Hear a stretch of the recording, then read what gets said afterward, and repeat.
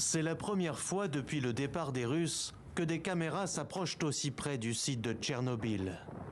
Alors qu'on aperçoit au loin le fameux sarcophage confinant le réacteur numéro 4, il faut désormais emprunter une piste tout-terrain en lieu et place de ce pont, détruit par les Ukrainiens pour ralentir l'avancée des troupes russes.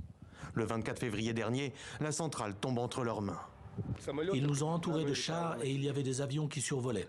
Alors que les soldats ukrainiens qui défendaient le site sont faits prisonniers dans ce sous-sol du bâtiment principal, les ingénieurs de la centrale racontent qu'ils sont parvenus à convaincre les Russes de les laisser travailler.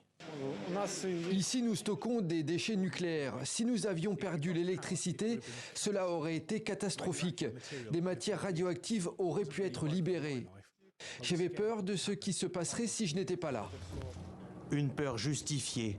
À l'ouest de la centrale se trouve la Forêt Rouge. C'est l'une des zones les plus contaminées au monde, encore interdite d'accès 36 ans après la catastrophe. Comme le montrent ces images, c'est là que les militaires russes ont installé plusieurs campements, allant jusqu'à creuser de nombreuses tranchées. Depuis, l'agence nucléaire ukrainienne a mesuré une hausse des niveaux de radiation. Les niveaux de radiation sont plus élevés que la normale. Combien de plus? C'est 4 à 5 fois plus élevé, parfois plus, à plusieurs endroits. Les soldats russes ont déplacé des poussières radioactives dans toute la zone, tout en s'exposant eux-mêmes à des niveaux de radiation élevés. Méconnaissance du risque, mépris du Kremlin pour ses troupes, difficile de comprendre cette apparente absurdité. La plupart d'entre eux étaient des gens normaux qui avaient hâte de rentrer chez eux.